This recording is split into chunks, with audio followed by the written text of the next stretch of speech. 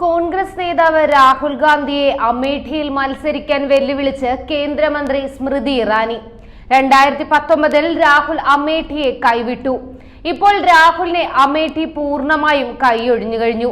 ആത്മവിശ്വാസമുണ്ടെങ്കിൽ വയനാട്ടിലേക്ക് പോകാതെ മുൻമണ്ഡലമായ അമേഠിയിൽ നിന്ന് ജനവിധി തേടാൻ തയ്യാറാകണം. അമേഠിയിലെ ജനങ്ങൾക്ക് രാഹുലിനോടുള്ള മനോഭാവം എന്താണെന്ന് അവിടുത്തെ വിജനമായ വീഥികൾ വിളിച്ചു പറയുന്നുണ്ടെന്നും മന്ത്രി പറഞ്ഞു.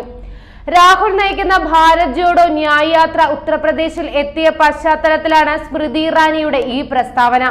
2019-ലെ തെരഞ്ഞെടുപ്പിൽ സിറ്റിംഗ് എംപിയായ രാഹുൽ 55,000 വോട്ടിനാണ് സ്മൃതി ഇറാനിയോട് പരാജയപ്പെട്ടത്.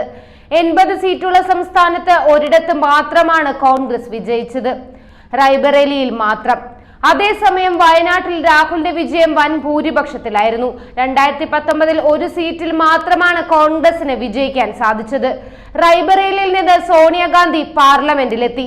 ഇത്തവണ സോണിയ രാജ്യസഭയിലേക്ക് മത്സരിക്കുന്നതോടെ റായ്ബറേലിയിൽ പുതിയ സ്ഥാനാർത്ഥിയാവും നിൽക്കുക. റായ്ബറേലിയിലെ ജനങ്ങളുടെ പിന്തുണ ഇനിയും തന്റെ കുടുംബത്തിനൊപ്പം ഉണ്ടായിരിക്കണമെന്ന് സോണിയ അഭ്യർത്ഥിച്ചിരുന്നു. ഇത് ഗാന്ധി കുടുംബത്തിലെ ആർക്കായാണ് മാറ്റിവെച്ചിരിക്കുന്നതെന്നും ഗാന്ധി കുടുംബം മറ്റാർക്കും ഈ സീറ്റ് നൽകാൻ തയ്യാറാകില്ലെന്നും സ്മൃതി ഇറാനി കുറ്റപ്പെടുത്തി. അമേഠി തിരിച്ചുപിടിക്കാൻ രാഹുൽ ഗാന്ധി മത്സരിക്കുമോ എന്ന കാര്യത്തിൽ പ്രതികരിക്കാൻ കോൺഗ്രസ് നേതാക്കൾ തയ്യാറായിട്ടില്ല. അവിടെ ആര് മത്സരിക്കുമെന്ന് കോൺഗ്രസ് തിരഞ്ഞെടുപ്പ് കമ്മിറ്റി തീരുമാനിക്കുമെന്നാണ് പാർട്ടി നേതാവ് ജയറാം രമേശ് പറഞ്ഞത്. കോൺഗ്രസ് ശക്തി കേന്ദ്രം തിരിച്ചുപിടിക്കാൻ രാഹുൽ ഗാന്ധി ശ്രമിക്കുമോ എന്ന കാര്യത്തിൽ ഇപ്പോഴും തീരുമാനമായിട്ടില്ല. രാഹുൽ ഗാന്ധി 3 തവണ അമേഠിയിൽ നിന്ന് MP ആയിട്ടുണ്ട്. അദ്ദേഹത്തിന്റെ പിതാവ് രാജീവ് ഗാന്ധിയും അമേഠിയിൽ നിന്ന് മത്സരിച്ചിരുന്നു. കോൺഗ്രസ് പാർട്ടിക്ക് ഇത് വളരെ പ്രധാനപ്പെട്ട മണ്ഡലത്തിൽ ഒന്നാണെന്നും അദ്ദേഹം പറഞ്ഞു.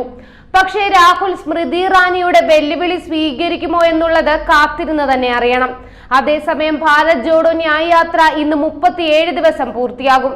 ബാബുഗഞ്ചിൽ രാഹുൽ ഗാന്ധിയും കോൺഗ്രസ് അധ്യക്ഷൻ മല്ലികാർജുൻ ഖർഗെയും പൊതുസമ്മേളനത്തെ അഭിസംബോധന ചെയ്യും. തിങ്കളാഴ്ച രാത്രി അമേഠിയിൽ തങ്ങുന്ന സംഘം ചൊവ്വാഴ്ച റായ്ബറേലിയിലെത്തും. രാഹുൽ ഗാന്ധിയുടെ ഭാരത് ജോഡോ ന്യായ് യാത്ര ചെല്ലുന്നിടത്തെല്ലാം ഇന്ത്യ മുന്നണി തകരുന്ന കാഴ്ചയാണ് ഇപ്പോൾ കാണുന്നത്. കൂടാതെ കൂട്ടത്തോടെ നേതാക്കൾ BJPയിലേക്ക് എത്തുന്നതും കോൺഗ്രസിന് വലിയ തിരിച്ചടി തന്നെയാണ് ഉണ്ടാക്കിയിരിക്കുന്നത്. എന്തായാലും തെരഞ്ഞെടുപ്പ് അടുത്തിരിക്കുന്ന ഈ സമയത്ത് സ്മൃതി ഇറാനിയുടെ ഈ വെല്ലുവിളി രാഹുൽ ഗാന്ധി സ്വീകരിക്കുമോ എന്നുള്ളത് കാത്തിരുന്ന് തന്നെ അറിയണം. കൂടുതൽ വാർത്തകൾ അറിയുവാനായി ഈ ചാനൽ സബ്സ്ക്രൈബ് ചെയ്ത് ഫോളോ ചെയ്യുക.